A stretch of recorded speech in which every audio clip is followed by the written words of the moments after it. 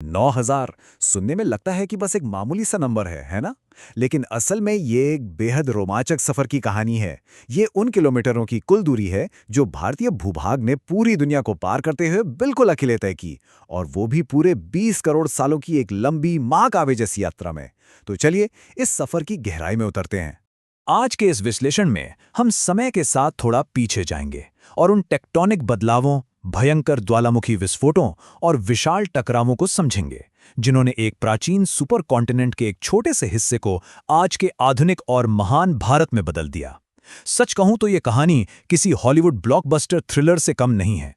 तो शुरुआत करते हैं प्राचीन गोंडवाना से, आज से लगभग 55 करोड़ साल पहले। आइए जरा समय में पीछे चलते हैं, बहुत पीछे। उस वक्त की दुनिया आज से बिल्कुल अलग दिखती थी। धरती पर आज की तरह 7 अलग अलग महाद्वीप नहीं थे, बल्कि केवल 2 विशालकाय सुपर कॉन्टिनेंट मौजूद थे। उन्हीं में से एक था हमारा गोंडवाना। गोंडवाना, ये शब्द ही अपने आप में बहुत दिलचस्प है। ये वो प्राचीन सुपर कॉन्टिनेंट था जिसमें आज का Bharat, Australia, Africa, Antarctica, Madagascar और दक्षिण अमेरिका एक साथ जुड़े हुए थे। इसका नाम मध्य भारत की गोंड जनजाति से लिया गया है। संस्कृत में इसका मतलब होता है वनों और पर्वतों वाला विशाल भूभाग। 19वीं सदी में जब भूवैज्ञानिकों ने इस क्षेत्र में प्राचीन चट्टानें खोजी, तो उन्होंने इन पत्थरों की अद्भुत कहानी को बयां करने के लिए इसे यही नाम दिया था। भारत के भूगोल की ये पूरी कहानी किसी हीरो की यात्रा जैसी ही है। ध्यान देने वाली बात यह है कि करीब 18 करोड़ सालों तक गोंडवाना में एकदम शांति बनी रही। जानवर, पेड़ पौधे और घने जंगल इस एक विशाल भूभाग पर बिना किसी रुकावट के फलते फूलते रहे। सब कुछ शांत था। लेकिन फिर वो महान विभाजन शुरू हुआ जिसने हमारी धरती का नक्शा ही पलट कर रख दिया। महान महाद्वीपीय विभाजन 18 करोड़ साल पहले। इस समय एक ऐसा भौगोलिक तूफान उठा जिसने गोंडवाना की लंबी शांति को हमेशा के लिए चकनाचूर कर दिया। अब असल में हुआ क्या था वो समझते हैं। धरती के बहुत नीचे मौजूद मैग्मा गर्म होने लगा और दबाव भयंकर रूप से बढ़ने लगा। कम घनत्व वाली ये पिघली हुई चट्टानें धरती की सतह की ओर ऊपर उठने लगीं। इस असहनीय दबाव के कारण गोंडवाना में विशाल दरारें पड़ गईं। नतीजतन ये सुपर कॉन्टिनेंट 3 बड़े हिस्सों में टूट गया। पहला दक्षिण अमेरिका, दूसरा अफ्रीका और तीसरा एक संयुक्त भूभाग जिसमें भारत, मेडागास्कर, ऑस्ट्रेलिया और अंटार्कटिका शामिल थे। इसी तीसरे हिस्से ने उत्तर की ओर अपनी एक बहुत ही लंबी यात्रा शुरू की। पश्चिमी घाट का जन्म 15 करोड़ साल पहले। सफर के दौरान मैस्करीन प्लेटो के पास भारी मात्रा में लावा फूटना शुरू हुआ। इस भयंकर ज्वालामुखी गतिविधि के कारण मेडागास्कर भारत से टूटकर अलग हो गया और साथ ही जमे हुए लावे की विशाल परतों ने आज के उन राजसी पश्चिमी घाटों का निर्माण किया। सबसे अहम बात यह है कि ये घाट सिर्फ पत्थरों के पहाड़ नहीं है, ये तो भारत की जलवायु का मुख्य इंजन है। जून और जुलाई में अरब सागर से आने वाली नमी भरी हवाएं पश्चिमी घाट की इस विशाल दीवार से आकर टकराती हैं। हवा तेजी से ऊपर उठती है, ठंडी होती है और बाहरी बारिश वाले बादल बनाती है। यही वो मूसलाधार बारिश है जो दक्षिण भारत जैसे गोवा, केरल और कर्नाटक में इतनी शानदार हरियाली लाती है। एक और दिलचस्प बात, इस भूगर्भीय घटना ने भारतीय प्लेट को थोड़ा सा झुका दिया, जिससे दक्षिण भारत की नदियां पश्चिम से पूरब की ओर बहते हुए सीधा बंगाल की खाड़ी में जाने लगीं।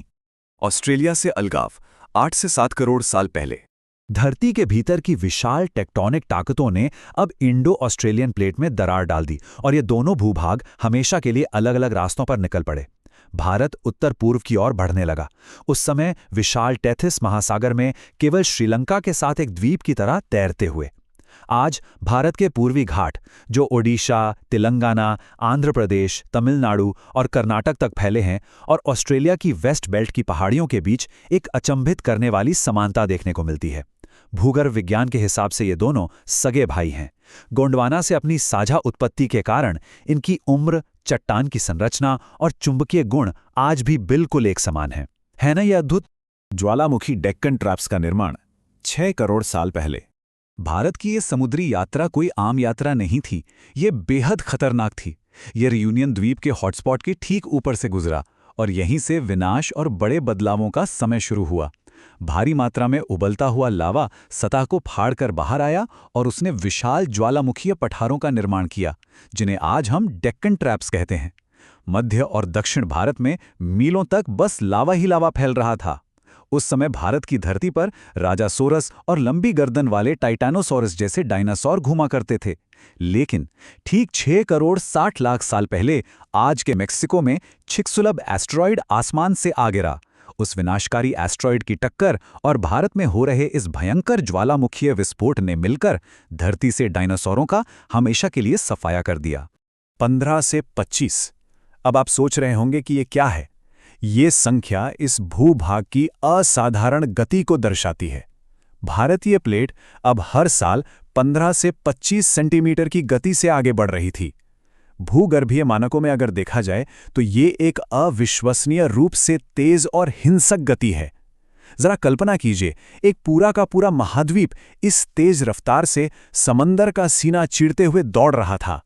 अब यहां एक बहुत ही बड़ा सवाल उठता है, क्या होता है जब रिकॉर्ड गति से यात्रा कर रहा एक इतना विशाल भूभाग अचानक एक अचल दीवार से टकराता है? बस यही हमारी इस कहानी का क्लाइमैक्स है। भारत की इस 9000 किलोमीटर की अकेली समुद्री यात्रा का एक बेहद हिंसक और महाकाव्य अंत होने ही वाला था। महाटकराव और हिमालय का जन्म 5 करोड़ साल पहले। 2400 किलोमीटर, जी हाँ, यह कोई साधारण पर्वत श्रृंखला नहीं है। हिमालय पर्वतमाला आज भारत, नेपाल, चीन, भूटान, पाकिस्तान और अफगानिस्तान में पूरे 2400 किलोमीटर तक फैली हुई है। यह उसी भयानक टेक्टोनिक टकराव का एक सीधा और विशालकाय परिणाम है जिसे हम आज अपनी आंखों से देख सकते हैं। करीब 5 करोड़ साल पहले भारतीय प्लेट पूरी ताकत के साथ एशियन प्लेट से जा टकराई। इस अकल्पनीय दबाव ने पृथ्वी की पपड़ी को बहुत ही आक्रामकता से ऊपर की ओर धकेल दिया, जिससे दुनिया के सबसे ऊंचे पहाड़ों का जन्म हुआ। ये जानना वास्तव में दिलचस्प है कि कैसे इस कठोर टकराव ने आगे चलकर जीवन को जन्म दिया। हिमालय पर जमा हजारों टन बर्फ से विशाल ग्लेशियर बनते हैं। गर्मियों की गर्मी में ये ग्लेशियर पिघलते हैं और शक्तिशाली नदी प्रणालियों को जन्म देते हैं।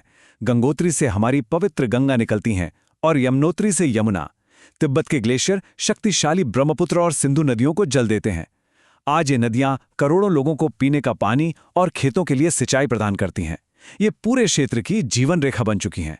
सच कहूं तो इसी भूगर्भीय टकराव ने देवभूमि का निर्माण किया, जो आज हमारी आधुनिक सभ्यता और कृषि को जीवंत रखे हुए है। तो अंत में बस इस बात पर विचार करें, भारत की नदियों और पहाड़ों को देखना मानो पृथ्वी की धड़कन के 20 करोड़ सालों को देखने जैसा है। भारत की ये चट्टानें, ये नदियां और ये पहाड़, ये सिर्फ स्थिर दृश्य या टूरिस्ट स्पॉट नहीं है। ये 20 करोड़ साल लंबी उस महाकाव्य यात्रा का एक जीवित और सांस लेता हुआ परिणाम है।